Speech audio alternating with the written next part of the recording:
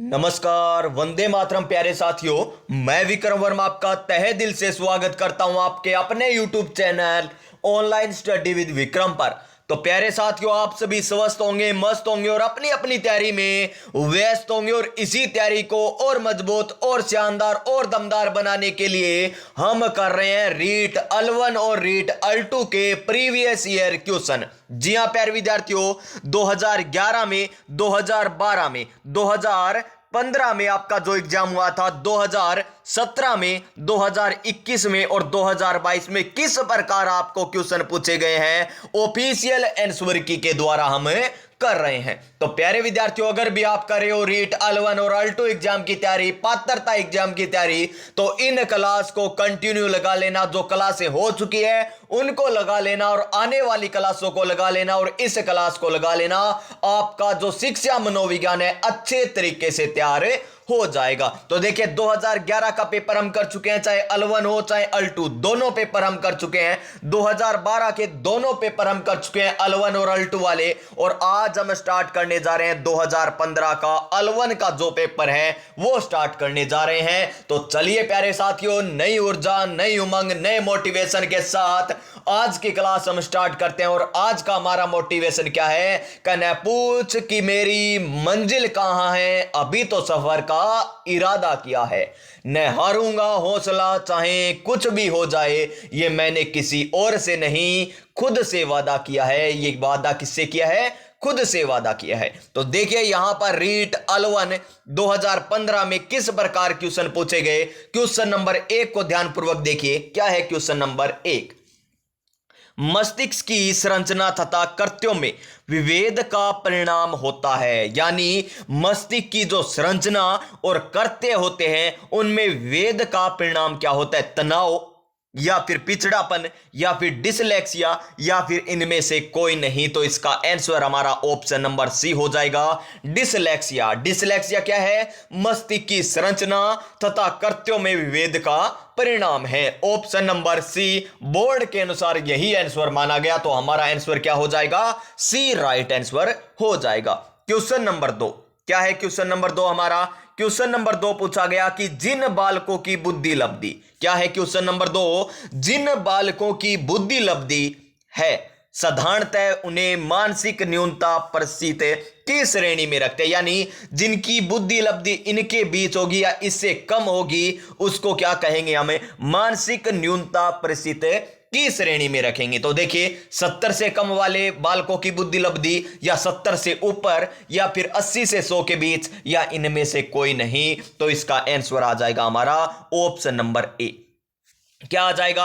Option number A आ जाएगा। यानी 70 से कम जिस बालक की बुद्धि लब्धि होगी उन्हें हम क्या कह देंगे? मानसिक न्यूनता परिस्थिति की श्रेणी में रख देंगे। और ऑप्शन नंबर ए क्या कहता है? अब की बार सरकारी नौकरी हमारी है सरकार। Option number A. Question number 3 देखिए, क्या है हमारा क्वेश्चन नंबर 3? कि बच्चों में क्या है? बच्चों में अमूर्तमान प्रत्ययों को ग्रहण करने की योग्यता होती है। कौन से बच्चे हैं जिनमें अमूर्तमान प्रत्ययों को ग्रहण करने की भी योग्यता होती है? क्या वे पिछड़े बालक हैं, या वे प्रतिभाशाली बालक है, या फिर मानसिक रूप से पिछड़े बालक है, या इनमें से कोई नहीं? तो इसका आंसर आ जाएगा हमारा ऑप्शन नंबर बी, प्रतिभाशाली बालक। प्रतिभाशाली बच्चों में क्या होता है? जो अमूर्तमान जो प्रत्यय होते हैं उन्हें भी ग्रहण करने की योग्यता होती है। किनमें? प्रतिभाशाली बालकों में। यानी इसका right answer option number B आ जाएगा। क्वेश्चन नंबर 4 देखिए, जो आपके एग्जाम में पूछा गया कि तनाव को कम करने के अप्रत्यक्ष ढंग है। यानी हमें क्या बताना है? तनाव को कम करने का अप्रत्यक्ष ढंग बताना है। क्या बताना है? अप्रत्यक्ष ढंग बताना है। तो समस्या समाधान विधि होगा क्या? क्या फिर रक्षात्मक यांत्रिकता होगा, या फिर व्यक्तिगत विधि होगी, या इनमें से कोई नहीं? तो इस क्वेश्चन का राइट आंसर हमारा ऑप्शन नंबर बी हो जाएगा, रक्षात्मक यांत्रिकता। क्या हो जाएगा? रक्षात्मक यांत्रिकता। L1 2015 में आपसे यह क्वेश्चन पूछा गया था साइकोलॉजी में। क्वेश्चन नंबर 5 देखिए, क्या है हमारा क्वेश्चन नंबर 5?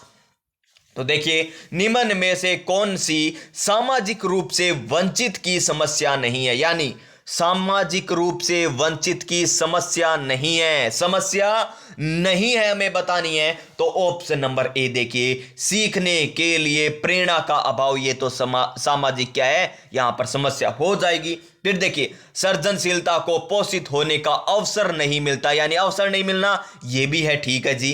तो रहने के लिए स्वस्थ परिवेश मिल रहा है, तो ये सामाजिक रूप से वंचित की कैसे हो जाएगी, यहां पर ये समस्या नहीं है। Option number C, option number C होगा इस क्वेश्चन का राइट आंसर। यानी इस रहने के लिए अगर किसी को स्वस्थ परिवेश मिल रहा है तो वो वंचित में नहीं आएगा, नहीं आएगा ना वंचित में, तो ये समस्या नहीं है किसकी, रहने के लिए स्वस्थ परिवेश जो सामाजिक रूप से क्या हो, वंचित हो, उसकी ये समस्या बिल्कुल भी नहीं है। और देखिए, विद्यालय में पक्षतापूर्ण वातावरण का सामना करना पड़ता है, तो यह भी क्या है, एक समस्या है। तो नेक्स्ट क्वेश्चन देखिए, हमारा क्वेश्चन नंबर 6 क्या है, क्वेश्चन नंबर 6, शिक्षण प्रक्रिया में विद्यार्थी है, शिक्षण प्रक्रिया में विद्यार्थी क्या है, आश्रित चर है, स्वतंत्र चर है या मध्यस्थ चर है।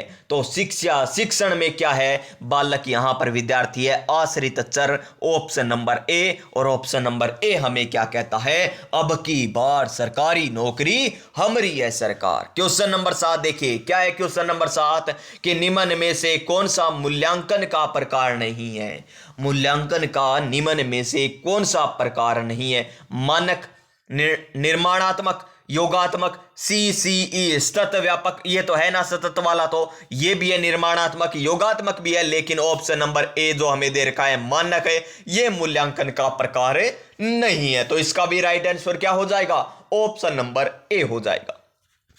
क्वेश्चन नंबर 8 क्या है, क्वेश्चन नंबर 8, एनसीएफ 2005 बल देता है, एनसीएफ बोले तो नेशनल करिकुलम फ्रेमवर्क 2005 किस पर बल देता है, लर्निंग बाय डूइंग पर, यानी करके सीखने पर, या फिर रटने पर, या फिर समस्या हल करने पर, या उपयुक्त सभी। तो देखिए, रटने पर तो नहीं आएगा, तो ये नहीं आएगा, तो उपयुक्त सभी नहीं आएगा, नए समस्या हल करने पर आएगा, तो इसका आंसर वही, अब की बार सरकारी नौकरी हमारी है सरकार, option number A right answer हो जाएगा।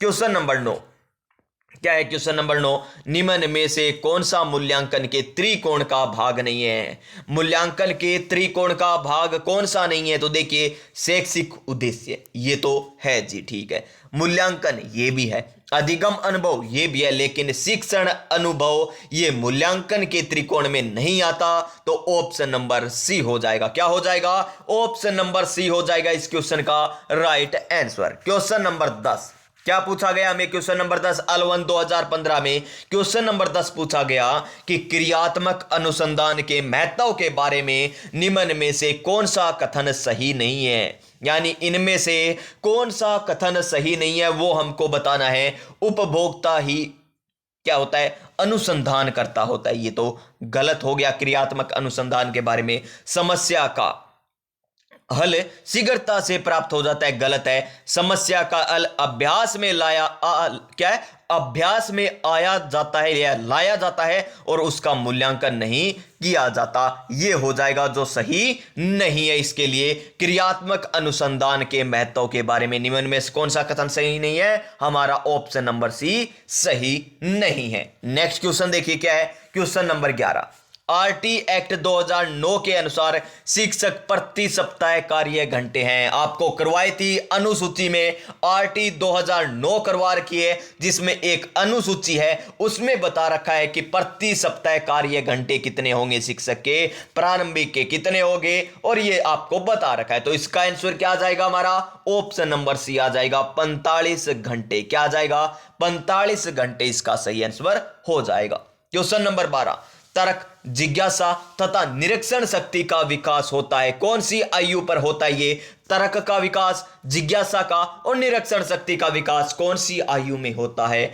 7 वर्ष की, 11 वर्ष की, 9 वर्ष की या 6 वर्ष की। तो इसका आंसर हमारा ऑप्शन नंबर बी 11 वर्ष राइट आंसर हो जाएगा। क्या हो जाएगा, 11 वर्ष इसका राइट आंसर हो जाएगा। क्वेश्चन नंबर 13, शारीरिक विकास का क्षेत्र है। शारीरिक विकास यानी फिजिकल डेवलपमेंट का एरिया हमें पूछा गया, यानी क्षेत्र हमें पूछा गया है, तो क्या आएगा? स्नायु मंडल आएगा, मांसपेशियों की वृद्धि आएगी, या एंडोक्राइन ग्लैंड्स आएगी, या उपयुक्त सभी आएगा। तो इसमें देखिए स्नायु मंडल भी होता है यानी नर्वस सिस्टम भी होता है, मांसपेशियां भी होती है शारीरिक में, तो एंडोक्राइन ग्लैंड्स भी आता है, एंडोक्राइन ग्लैंड्स, और यानी उपयुक्त सभी। ऑप्शन नंबर डी हो जाएगा इस क्वेश्चन का राइट आंसर। क्या हो जाएगा? Option number D. Question number 14 क्या है? क्वेश्चन नंबर 14, वातावरण वह बाहरी शक्ति है, वातावरण वह बाहरी शक्ति है जो हमें प्रभावित करती है। ये कथन किसका है ये हमें बताना है। तो वातावरण वह बाहरी शक्ति है जो हमें प्रभावित करती है, यानी क्या आएंगे? हमें मिलेगा आनंद, क्योंकि वातावरण के बाहर जाते हैं, वातावरण में जाते हैं तो हमें आनंद मिलता है, यानी रास आता है। क्या आता है? रास, यानी रोष हो जाएगा इसका सही आंसर। तो वातावरण वह बाहरी शक्ति है जो हमें प्रभावित करती है। किसने कहा था? तो ये रोष ने कहा था। किसने कहा था? रोष ने कहा था। क्वेश्चन नंबर 15 देखिए, हमें पूछा गया अधिगम अंतरण का थॉर्नडाइक सिद्धांत कहा जाता है। क्या कहा जाता है? देखिए समानता सिद्धांत कहते हैं, या अनुरूप तत्वों का सिद्धांत, या औपचारिक नियमों का सिद्धांत, या इनमें से कोई नहीं। तो इसका आंसर हो जाएगा हमारा क्या? अनुरूप तत्वों का सिद्धांत। Option number B. क्या हो जाएगा? Option number B right answer हो जाएगा। क्वेश्चन नंबर 16 क्या है? क्वेश्चन नंबर 16, निम्न में से कौन सा वंशानुक्रम का नियम नहीं है? वंशानुक्रम का नियम कौन सा नहीं है ये हमको बताना है। देखिए समानता, विभिन्नता, प्रत्यागमन और अभिप्रेरणा। जी हां, अभिप्रेरणा हो जाएगा यहां पर। मोटिवेशन का वंशानुक्रम से कोई यहां पर नहीं होता। समानता होती है, भिन्नता भी होती है, प्रत्यागमन भी होता है, यानी इसका आंसर हमारा ऑप्शन नंबर डी हो जाएगा, जो वंशानुक्रम से नियम से नहीं है। क्वेश्चन नंबर 17, कौन सी अवस्था है जो बालक की दृष्टि एवं श्रवण इंद्रियां पूर्ण विकसित हो चुकती है, या हो चुकी है, यानी कौन सी ऐसी अवस्था है जिसमें बालक की दृष्टि और श्रवण इंद्रियां पूर्ण विकसित हो चुकी है? तो कौन सी है? 3 से 4 वर्ष वाली, या फिर 6 से 7 वर्ष, या 8 से 9 वर्ष वाली, या इनमें से कोई नहीं। तो इसका आंसर 8 से 9 आ जाएगा। Option number C. Option number C. Question number 18 देखिए, इस अवस्था में यानी कौन सी अवस्था में बालक में नई खोज करने की और घूमने की प्रवृत्ति बहुत अधिक बढ़ जाती है? तो आपको पता ही होगा कौन सी होगी। शिशुअवस्था में कैसे वो घूमने का इतने प्रवृत्ति बढ़ेगी, खोज करने की कैसे बढ़ जाएगी? तो ये होगा उत्तर बाल्यकाल। घूमने की प्रवृत्ति बहुत अधिक होती है। जी हाँ, उत्तर बाल्यकाल में क्या होती है? घूमने की प्रवृत्ति बहुत अधिक होती है, खोज करने की होती है। Option number B. आपने देखा भी होगा इस बाल्यकाल को, और आपने किया भी होगा। जैसे कोई भी है, कोई जैसे हम बनाते थे किसी चंपल से क्या टेर निकाल लेते थे, फिर गाड़ी बनाया करते थे, यानी नई नई खोज करते थे। या फिर कोई हमारे पास उपकरण है, कोई रेडियो है, कोई और है, उसको खोल देते थे, फिर उसकी देखते थे, फिर वापस जड़ देते थे। और हम देखिए घूमने की प्रवृत्ति, यानी एक गली से दूसरी गली घूम कर आते थे। या फिर देखिए बेर खाने के लिए, यानी आप देसी भाषा में क्या, बेरिया खाने के लिए किसी खेत में चले जाते थे, यानी घूमने की भी प्रवृत्ति होती थी। उत्तर बाल्यकाल आ जाएगा इसका सही आंसर। क्वेश्चन नंबर 19, निम्न में से कौन सा उदाहरण अर्जित प्रेरक का है? यानी जो ग्रहण किया जाता है। अर्जित, भूख अंदर ही लगती है, भूख, रुचि अंदर ही होती है, विश्राम अंदर। फिर देखिए पुरस्कार, पुरस्कार क्या है? अर्जित किया जाता है, जो दूसरे देते हैं, यानी अर्जित प्रेरक हो गया। पुरस्कार इसमें क्या आ गया? अर्जित प्रेरक के रूप में कार्य करेगा। ऑप्शन नंबर बी हो जाएगा। क्वेश्चन नंबर 20, अभिप्रेरणा वर्णित होती है ज्ञानात्मक जागृति द्वारा, भावात्मक जागृति द्वारा, या ए और बी दोनों, या इनमें से कोई नहीं? तो इसका आंसर ए और बी दोनों हो जाएगा। ज्ञानात्मक जागृति द्वारा और भावात्मक जागृति द्वारा क्या होती है? यहां पर अभिप्रेरणा वर्णित होती है। क्वेश्चन नंबर 21, चिंतन मानसिक क्रिया का कौन सा पहलू है? ज्ञानात्मक है, भावात्मक है, या फिर क्रियात्मक है? तो चिंतन किस प्रकार का है? चिंतन ज्ञानात्मक है। मानसिक क्रिया का ज्ञानात्मक पहलू है, यानी ऑप्शन नंबर ए। और ऑप्शन नंबर ए हमें क्या कहता है? अब की बार सरकारी नौकरी हमारी है सरकार। क्वेश्चन नंबर 22 को ध्यानपूर्वक पढ़िए। क्या है हमारा क्वेश्चन नंबर 22? कि संकेत अधिगम के अंतर्गत सीखा जाता है। क्या सीखा जाता है संकेत अधिगम के अंतर्गत? पारंपरिक अनुकूलन, मनोविज्ञान या वातावरण या फिर मनोदैहिक, तो वो है पारंपरिक अनुकूलन। ये सीखा जाता है संकेत अधिगम के अंतर्गत। Option number A, option number A हो जाएगा। क्वेश्चन नंबर 23 देखिए, व्यक्तिगत भेद पाए जाते हैं, व्यक्तिगत भेद पाए जाते हैं बुद्धि स्तर पर, अभिवृत्ति में, गतिवाही योग्यता में या फिर उपयुक्त सभी। तो इसका राइट आंसर वही जो ऑप्शन नंबर डी आपको दिखाई दे रहा है, उपयुक्त सभी। व्यक्तिगत भेद पाए जाते हैं, बुद्धि स्तर पे भी पाए जाते हैं ना, अभिवृत्ति पे पाए जाते हैं, गतिवाही योग्यता पर भी पाए जाते हैं, यानी उपयुक्त सभी हो जाएगा। क्वेश्चन नंबर 24, चिंतन प्रारंभ होने के लिए क्या आवश्यक है? चिंतन प्रारंभ होने के लिए क्या आवश्यक है? पूर्वानुभव, भाषा, तर्क या फिर समस्या। तो इसका आंसर क्या आ जाएगा? समस्या आ जाएगा। ऑप्शन नंबर डी, प्रॉब्लम, इसका राइट आंसर हो जाएगा। चिंतन प्रारंभ होने के लिए क्या आवश्यक है? प्रॉब्लम आवश्यक है, यानी क्या है? समस्या है। नेक्स्ट क्वेश्चन, बुद्धि लब्धि स्वयं प्रत्यय विकसित किया था, किसने किया था? बिने ने, रिडे ने, टर्मन ने या केटल ने? तो बुद्धि लब्धि सह प्रत्यय किसने विकसित किया था? तो टर्मन ने किया था। ऑप्शन नंबर सी क्या हो जाएगा? ऑप्शन नंबर सी हो जाएगा। क्वेश्चन नंबर 26, बाह्य आभास के आधार पर व्यक्तित्व का वर्णन कहा जाता है। गहन दृष्टिकोण, स्थायी दृष्टिकोण, मानकीय दृष्टिकोण या प्रेक्षणात्मक दृष्टिकोण। तो इसका आंसर क्या होगा हमारा? ऑप्शन नंबर बी हो जाएगा, सतही दृष्टिकोण। Option number B right answer हो जाएगा। क्वेश्चन नंबर 27, क्या है क्वेश्चन नंबर 27 हमारा? कि निम्न में से कौन सा पिछड़ेपन का कारण नहीं है? पिछड़ेपन का कारण कौन सा नहीं है वो हमें बताना है। सामान्य बुद्धि का अभाव, ये तो पिछड़ेपन का कारण है जी, तो ये तो गलत हो जाएगा, यहां पर नहीं आएगा। शारीरिक दोष भी पिछड़ेपन का कारण है, विशिष्ट पिछड़ापन भी है, लेकिन स्वस्थ वातावरण। देखिए 2015 L1 में ये दूसरी बार ऐसा क्वेश्चन आया है और इसका राइट आंसर हमारा ऑप्शन नंबर डी हो जाएगा। पहले भी कर चुके हैं इसी प्रकार का क्वेश्चन। क्वेश्चन नंबर नेक्स्ट देखिए 28 नंबर, क्या है 28 नंबर क्वेश्चन? कि व्यक्तित्व का पहला प्रकारात्मक वर्गीकरण प्रस्तुत किया था, किसने किया था? ये टाइपोलॉजिकल क्लासिफिकेशन ऑफ पर्सन, यानी व्यक्तित्व का पहला प्रकारात्मक वर्गीकरण प्रस्तुत मन ने, सेल्डन ने, हिप्पोक्रेटस ने या फिर केटल ने? तो ये किया गया था हिप्पोक्रेटस के द्वारा।